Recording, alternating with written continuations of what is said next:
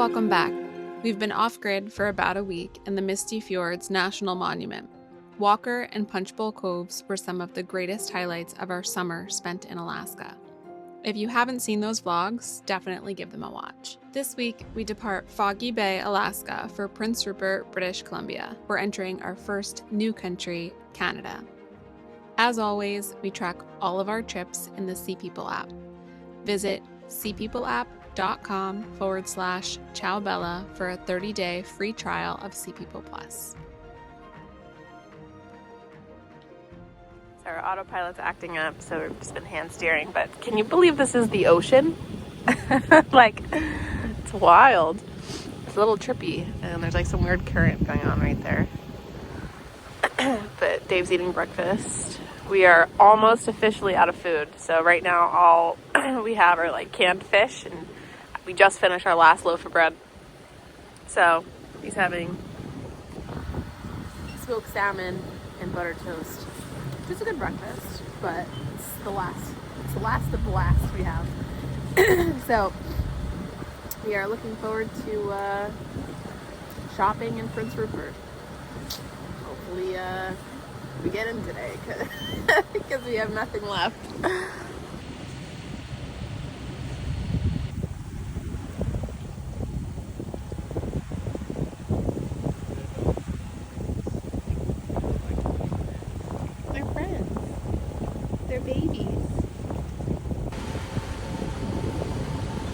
Moving the U.S. flag down, putting the Q flag up. We're officially in Canadian waters. Autopilot still not working.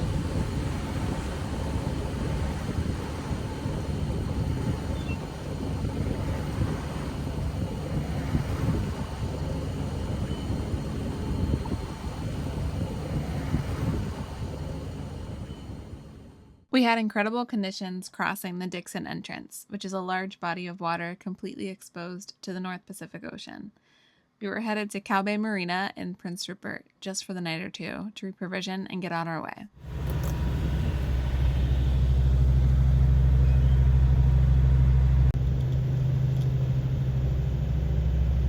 Docking was super smooth and checking into the country was a breeze. All was handled over the phone. Of course, our first matter of business was getting a lay of the land and grabbing a pint.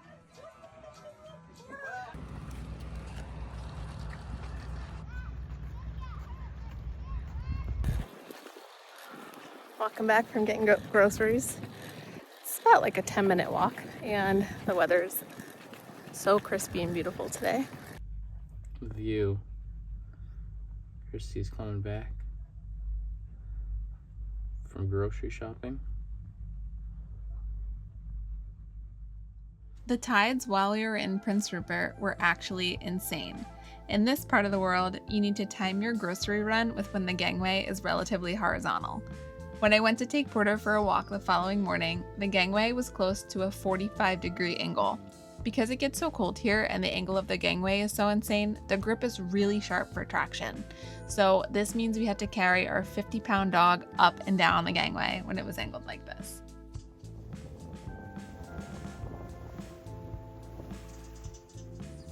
We began our journey south through the Grenville Channel and had some trouble finding a protected anchorage. We just left Prince Rupert. It was a little bit of a hasty departure. I'm just getting over like a cold flu something, and Dave just got it, so I gave it to him. It took that long for him to get it, which is weird, but so he woke up feeling super not good, so this morning was just really slow. Supposed to get out of there at 10 o'clock. Somebody was waiting for our slip. Took us until 10:30 to finish filling our water tank. There was a boil water advisory. Our tanks were empty, and our water maker doesn't work, so we just risked it, and there's no other like civilization to like fill our water tanks for quite some time. So we just filled the water tanks. We had like the detachable filter for the hose, and then our water is filtered twice again inside the boat. Prince Rupert is back there. It's gorgeous right now, like the conditions are amazing, but we are about to enter the fog. How do you feel about the fog? From sheltered coves that demand stern ties to outer anchorages that test your ground tackle, British Columbia offers beauty with conditions attached. There are only a handful of ways to cruise this coast. You can run the outside passages or tuck into the protected inner routes. We chose the innermost path through Grenville Channel, known as the Ditch, where wind and current compress and radar becomes indispensable in the fog. Between Prince Rupert and the next true refuge, you learn quickly which bays are havens and which only look that way on a chart.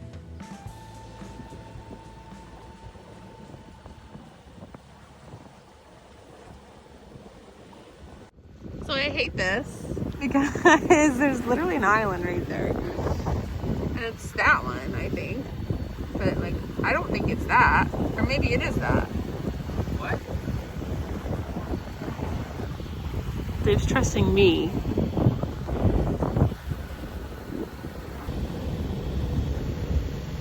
Probably because the land is low.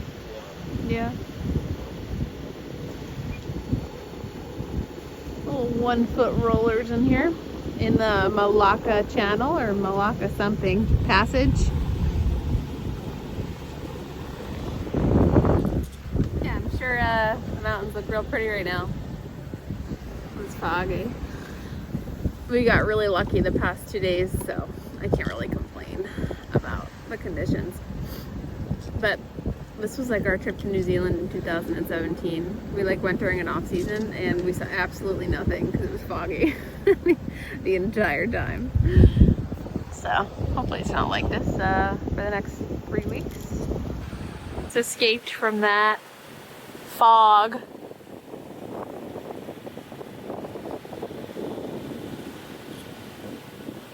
I can't really see what I'm recording right now, honestly, so.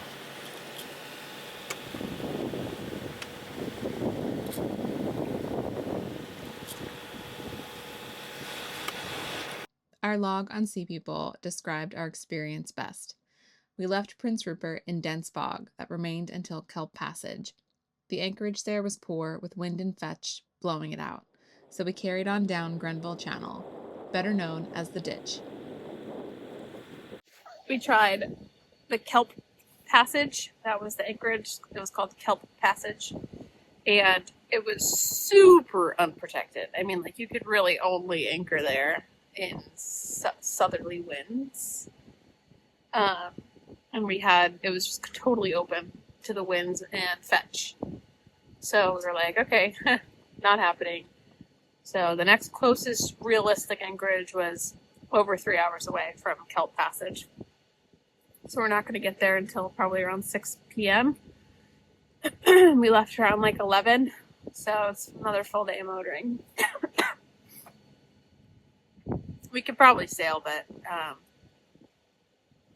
the boat's not ready to sail. Everything inside would just fall.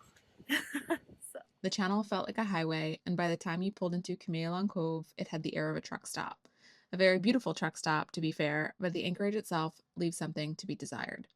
Wind is gusting 20 plus knots, and the cove is not nearly as protected as the chart suggests. Truthfully, there have not been many solid options between Prince Rupert and here, so we'll take what we can get. Okay, I don't know if you're able to hear this, but it's funneling through this anchorage.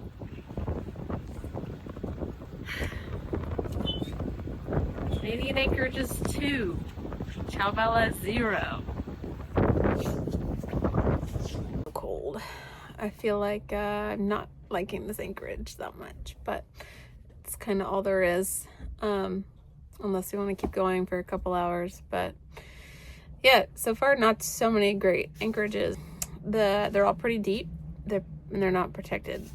The channel that we were just in, the Ditch, was super exposed to like northwest wind, and it just kind of increased throughout the day. So it was around 10 knots, and then right now it's about 20.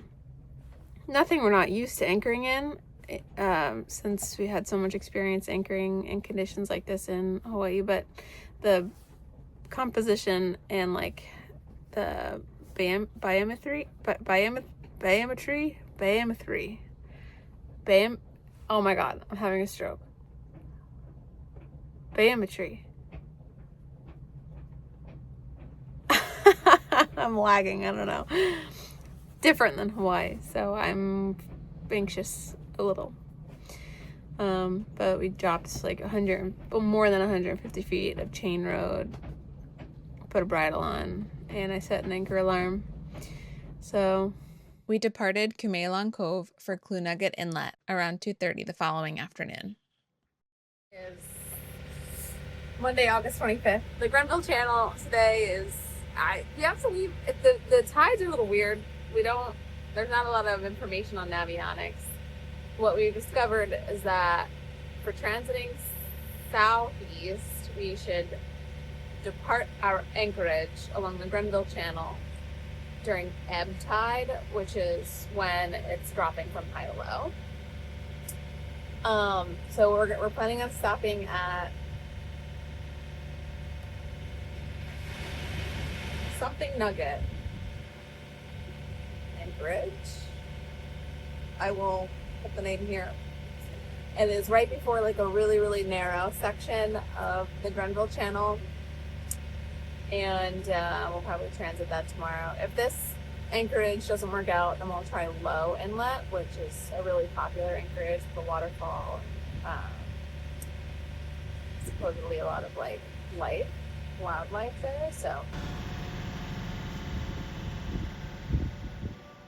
We left a windy Kumeilon Cove and motored down a windier Grenville Channel, with the breeze building to 25 knots by the time we turned into Clunugget Inlet.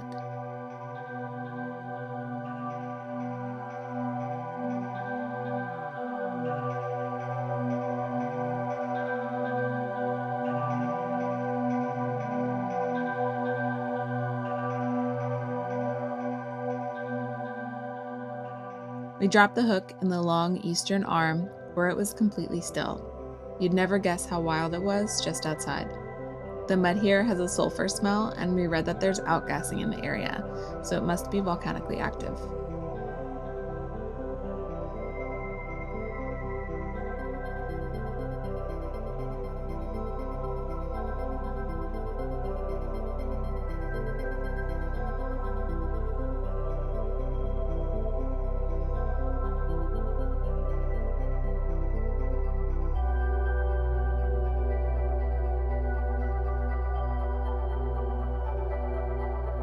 The next morning, we woke to dense fog and infinite gnats. Once the fog lifted, most of them did too, although Porter was happy to eat the ones that stuck around. There's so many. And this is not airtight. Like, no matter what we did, it would just not be airtight. So, normally I'm not, like, I never really care about the flies because Porter just eats them. He just eats them. He consumes them. These are a little too small for him to consume. They're dead over there. No, there was some living ones. We departed the calm and protected Clunugget Inlet for Nettle Basin, or Lowe Inlet, and found ourselves in a very gusty Grenville Channel. Right now in the Grenville Channel. I want to get south as soon as possible. It's like 30 plus knots. Dave keeps hitting splash, like it's coming over the bow. We got Porter inside, blocking the door, because inside of the anchorage we were just in, it was like perfectly still and calm. Like you would never expect these conditions in the anchorage that we were in. There's one other sailboat, they just put their sails away. Woo! It's all right, Porter. Initially we wanted to leave in the morning, but every morning it's been dense fog, so you can't see anything. You have to use your radar. So we were like, you know what? Let's just wait until the afternoon. But every afternoon it's been like heavy wind. So you have to choose between dense fog and like a little bit of wind, or bright skies, heavy wind. And this next part of the Grenville Channel that we're going in is super skiddy. I think, I forget what I read, but it was like 500 or 600 feet across. At one point it gets like really, really skiddy. So yeah, I just would prefer not to do that in fog. And like wind is no big deal, at least in this boat. So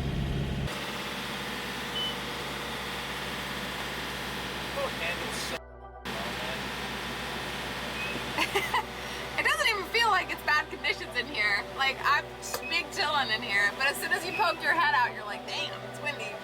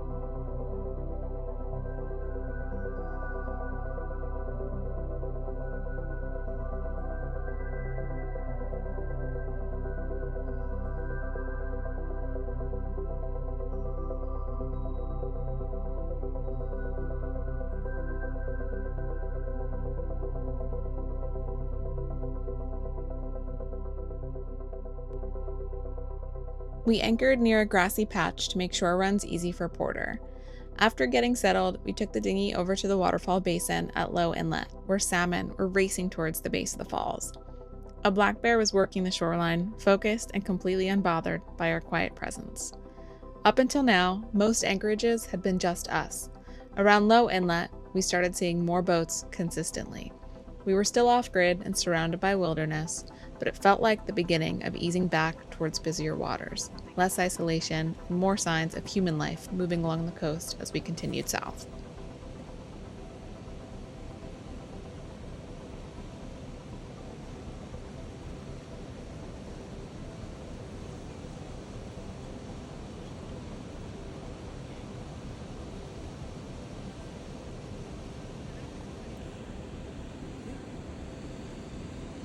Porter, he sees the bear, but he's more interested in the fish that keep jumping out of the water.